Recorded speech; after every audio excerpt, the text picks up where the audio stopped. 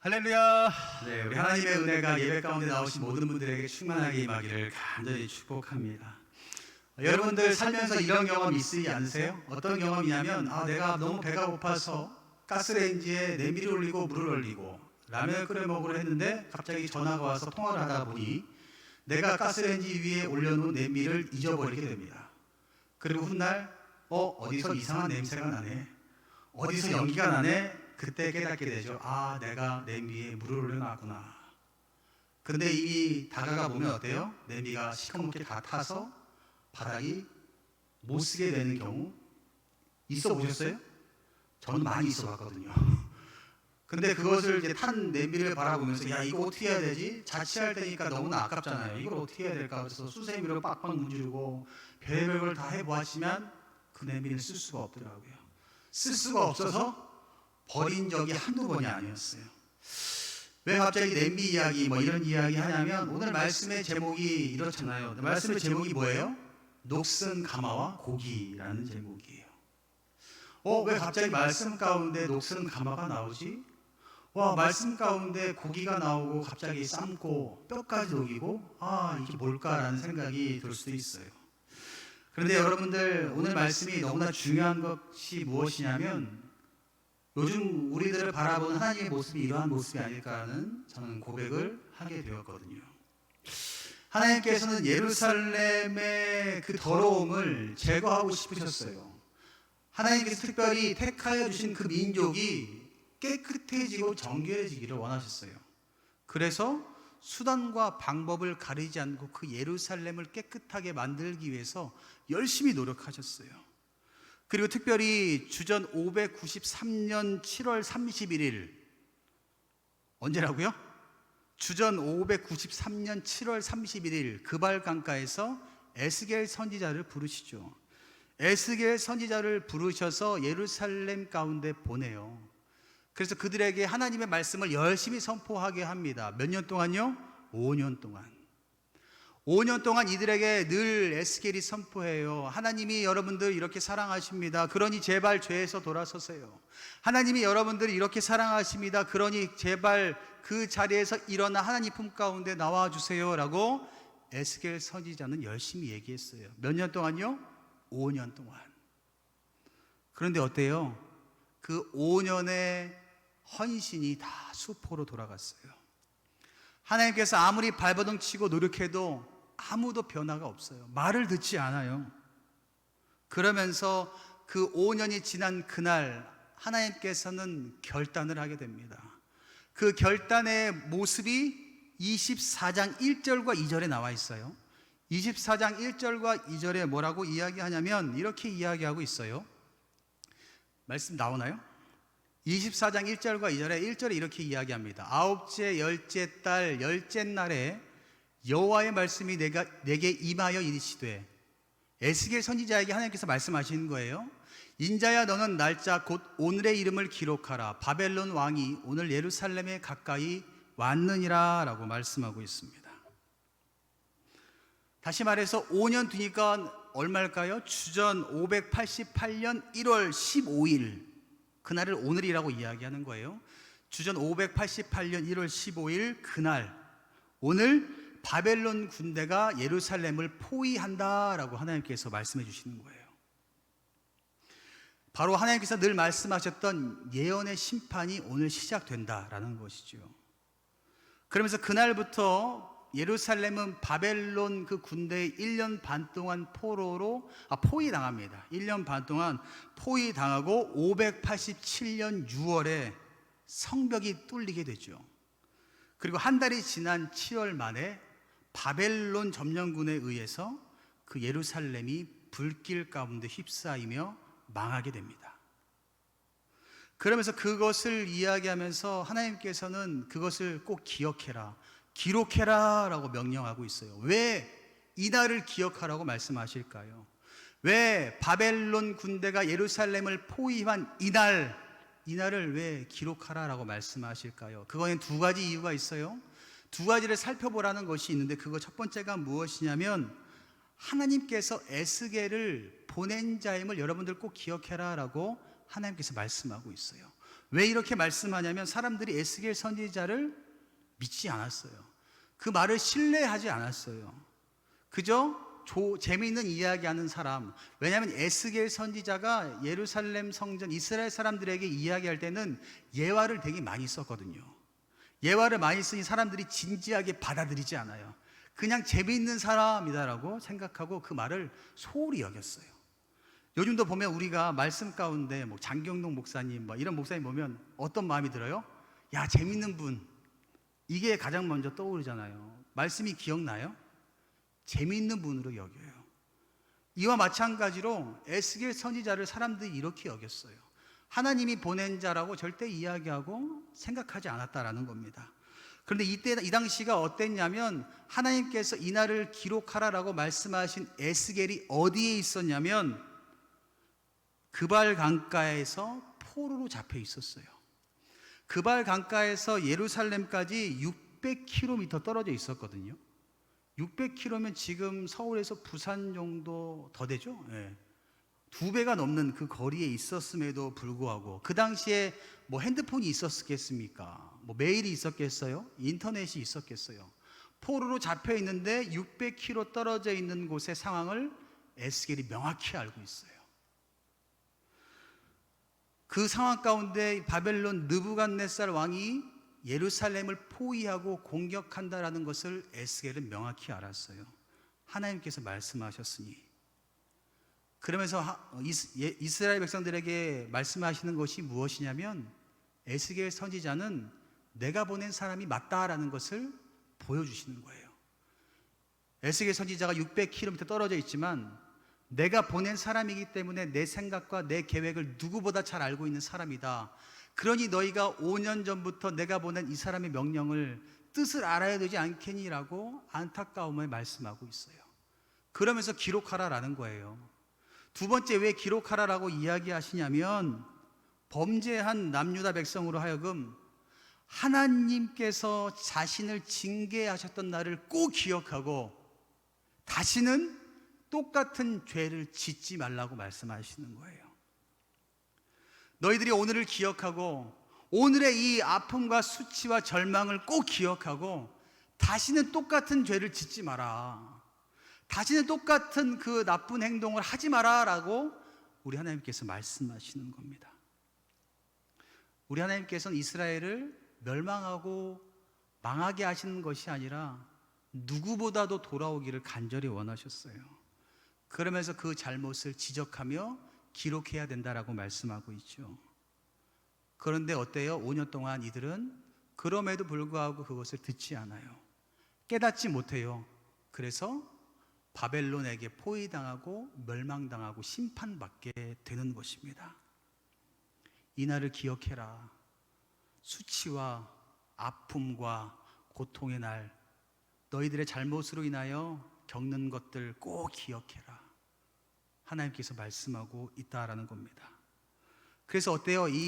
지금은 아니지만 훗날 이 사람들이 이것을 기억하고 기록하여서 이스라엘은 예루살렘으로 나중에 다 돌아왔을 때에, 포로 생활이 다 끝나고 예루살렘으로 돌아왔을 때에 이 날을 특별한 날로 기념하고 금식하며 거룩하게 지키게 됩니다.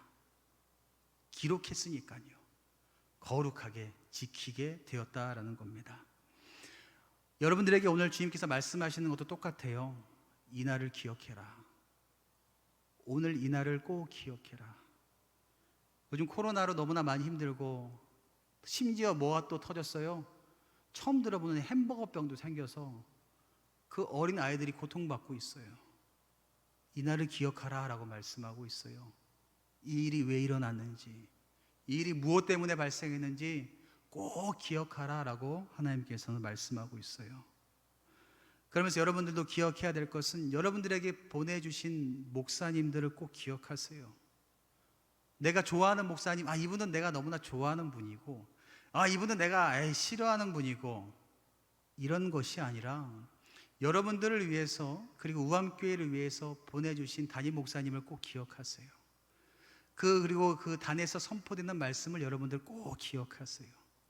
듣고 싶은 말씀만 듣는 것이 아니라 이래서 나에게 주신 말씀이구나, 목회자를 신뢰하는 여러분들이 좀 되었으면 좋겠고요. 더 나아가 예전을 기억하며 똑같은 것을 반복하여 지으며 후회하지 않도록 오늘을 날마다 새로 새기며 걸어가는 저와 여러분들이 되었으면 좋겠습니다. 그러면서 하나님께서는 기록하라 라고 말씀하시면서 꼭 기억해야 될 것이 있는데 그것을 이야기하고 있어요. 그 내용이 뭐냐면 기록하면서 기억할 내용이 있는데 그 내용이 성경에 보면 너무나 딱딱해서 제가 이거 유진 피터슨이 쓴 메시지 성경으로 좀 바꿔봤거든요. 3절부터 5절까지 그 내용이 이래요. 솥을 걸고 물을 가득 부어라. 고기 덩이를 집어넣어라. 최상급 고기로 하여라. 양떼에서 가장 좋은 놈들을 골라 최상급 뼈를 넣어라. 손 밑에 장작을 쌓아라. 불을 지펴 국을 펄펄 끓여라. 끝났나요? 네, 끝났죠. 이걸 들어보면 어떤 마음이 들어요? 야, 잔칫날인 것 같다. 야, 고깃국도 먹고, 야, 오늘 커다란 잔치가 있나 보다. 네, 맞아요. 심지어 이게 유대인들이 잔칫날 불렀던 노래예요.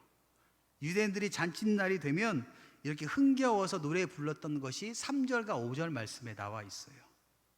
그런데 그 흥겨운 노래가 잔치 가운데 불렀던 노래가 순식간에 잔치가 아니라 초상집으로 변하는 놀라운 일이 일어나게 돼요. 바로 가마에 담긴 뼈까지 활활 타고 삶아지도록 장작불을 사용해라 라는 말씀이 나오면서부터 잔치가 초상집으로 변하게 돼요. 왜 이렇게 되냐면 세 가지의 비유가 있는데요. 가마솥을 의미하는 것이 예루살렘 성전이었고요. 그 다음에 그 가마솥 안에 들어가는 양, 고기가 유다 백성이었어요. 그리고 이렇게만 보면 잔치잖아요. 아, 예루살렘, 유다 백성, 아, 하나님께서 축복해 주시나 보다. 그런데 그 말씀을 듣지 않고 순종하지 않았더니 그 뒤에 더 나아가서 하나님께서 이렇게 말씀하세요. 불을 지펴 뼈까지 다 삶아버려라. 그 뭐예요? 큰 환난 가운데 유다 백성 그 고기까지 다 없애버리라 라는 거예요. 다 태워버리라 라고 하나님께서 말씀하고 있습니다. 그 말씀이 온전히 이루어져요. 바벨론이 예루살렘을 불과 불로 끝까지 쫓아가서 다 환난으로 멸하게 한다라는 것입니다. 말씀을 소홀히 여기고 자신이 원하는 대로 날마다 살았던 그 사람들이 백성들의 그 잔치 자리가 끝나는 순간이 되었어요. 자신들이 바라보고 즐겨했던 모든 것들이 다 사라지고 고통의 순간으로 변하게 되는 것입니다.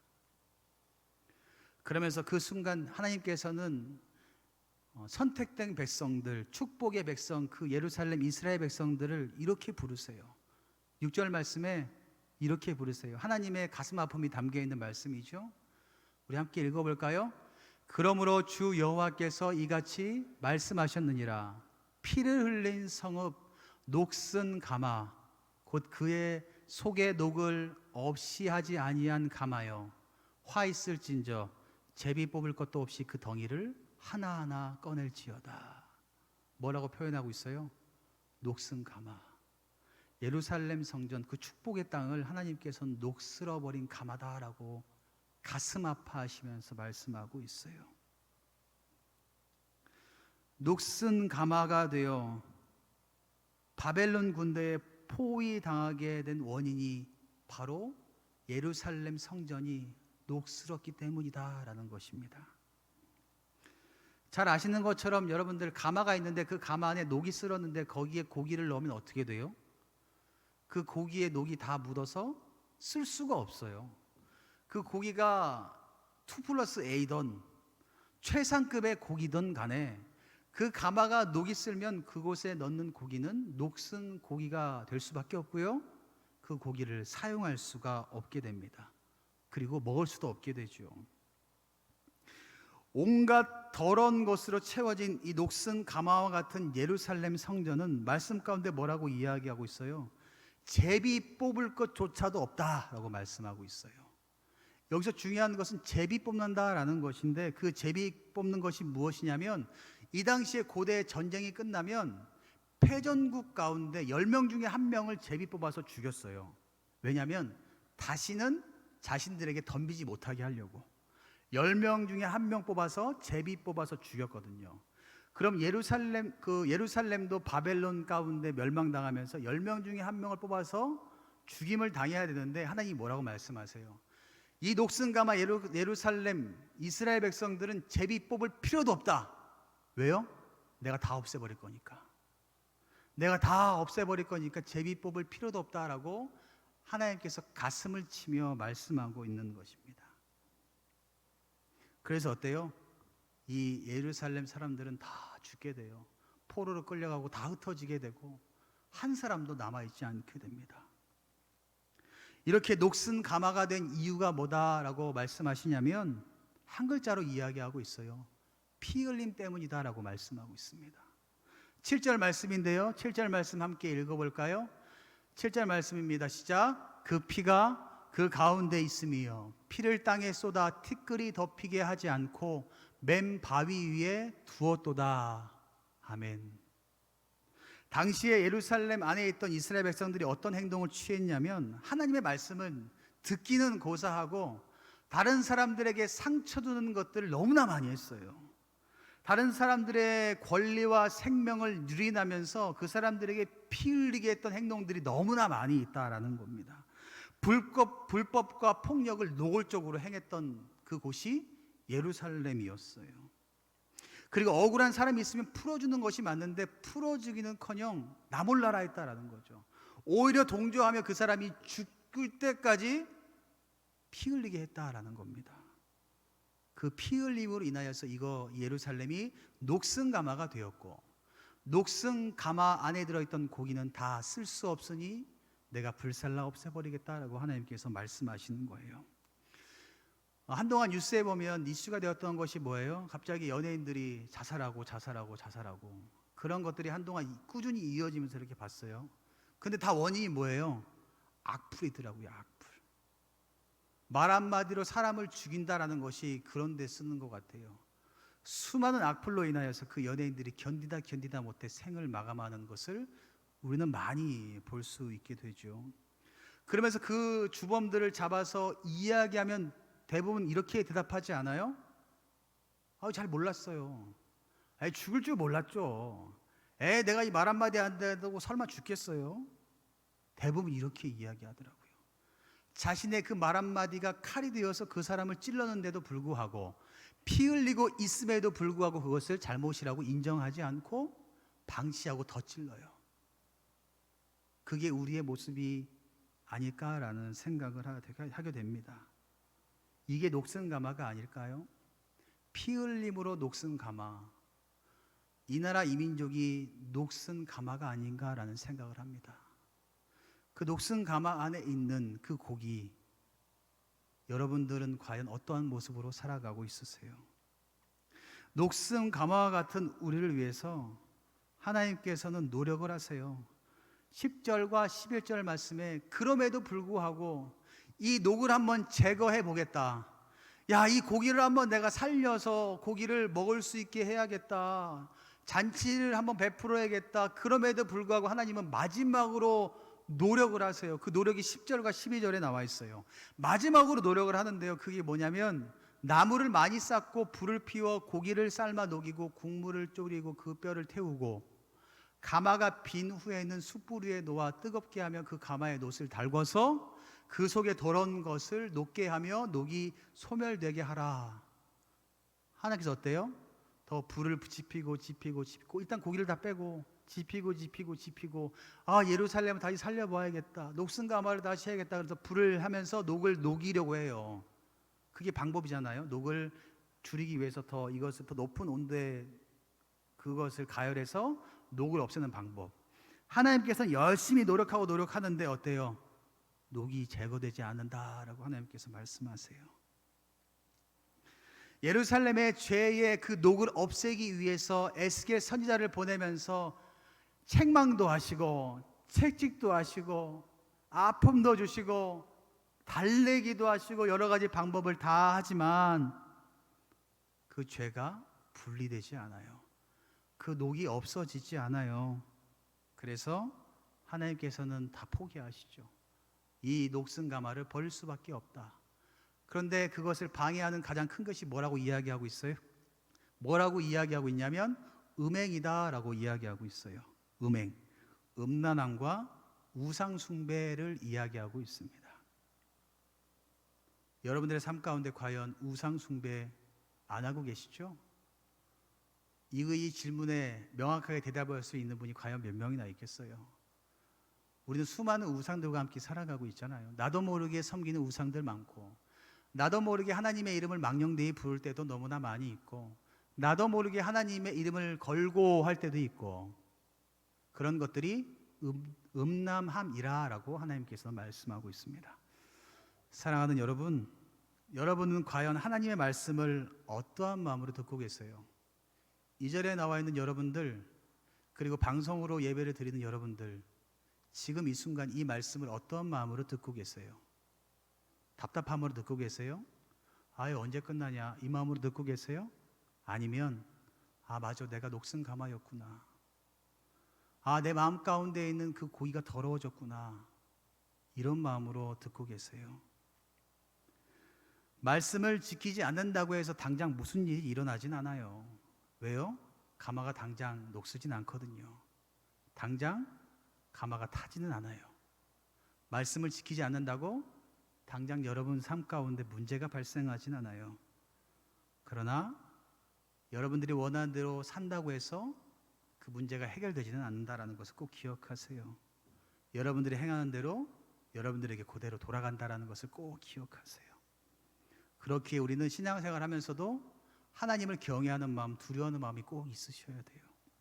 혹여나 오늘 주님께서 예배 가운데 찬양하며 기도하며 여러분들 마음 가운데 있는 녹을 제거하시기를 원하신다면 여러분들 두 팔 벌려 주님을 맞이하세요. 하나님, 내 마음 가운데 녹을 제거하고 싶습니다. 아버지, 내 가마 가운데 녹을 제거하고 싶어요. 내가 하나님을 온전히 담는 진짜 깨끗한 가마가 되고 싶습니다. 내가 그 역할을 감당하는 자가 되고 싶습니다 라고 고백하신다면 하나님께서 여러분들에게 분명하게 말씀하여 주시고 여러분들에게 비전과 하나님의 그 뜻을 확실하게 보여주셔서 하나님의 그 사역 가운데 귀하게 쓰임받는 저와 여러분들이 될 줄 믿습니다. 오늘도 그 믿음을 가지고 승리하며 사시기를 주님의 이름으로 간절히 축원합니다.